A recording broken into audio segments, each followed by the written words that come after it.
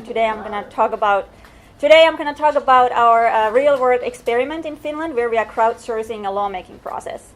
But I'm going to start with a Finnish habit, so everybody has to stand up.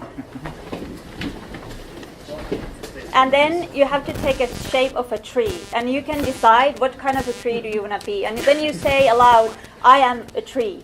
I am a tree. Second time, "I am a tree." I am a tree. And then last time, "I'm a super big tree." I am a super big tree. Awesome, thank you. I thought enough of sitting. But nobody hugged me. That's after lunch. There we go. So let's start with some conceptual stuff.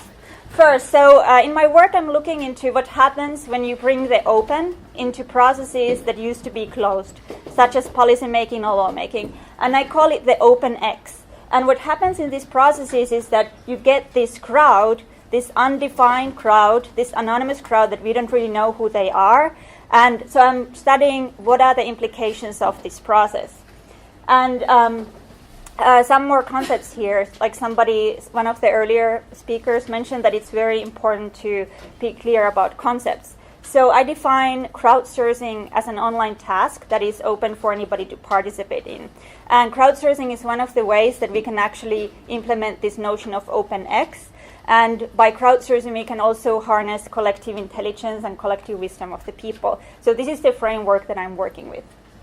And then let's go to Finland instead of Mars, a colleague from Hawaii. So, yeah, Finland is almost like Mars. Yeah, we have Angry Birds, we have Santa Claus in Finland, so almost like Mars, right?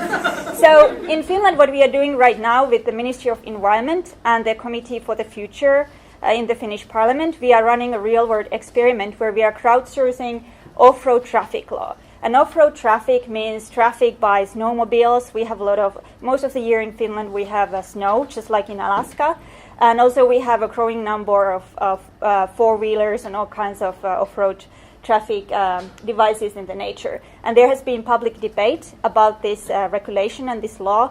And the previous parliament tried to pass a bill, but it was rejected by the parliament because it raised such a big debate. So now we have a new parliament and the new Ministry of Environment.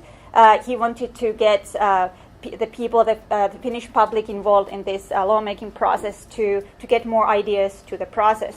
So how we are doing this in practice? So we have this online platform where we give information about the off-road traffic, the problems, and so on and so forth. And the first phase that finished about 3 weeks ago, we asked people to tell their problems and all their experiences about off-road traffic and the problems they have encountered, and also what they wish about the law, like what should be changed. And now we have analyzed with my colleague Ellen Landemore here. We are partnering in this research project together. So we have analyzed all the citizens' input, and based on the input, we have designed the second stage. And in the second stage, we are focusing on trying to solve the problems that the crowd has identified earlier. So now we are employing the crowd, trying to come up with the ideas and information so that we could actually solve the problems that the off-road traffic law regulation has. And this second stage will start on Monday. So this is an ongoing experiment.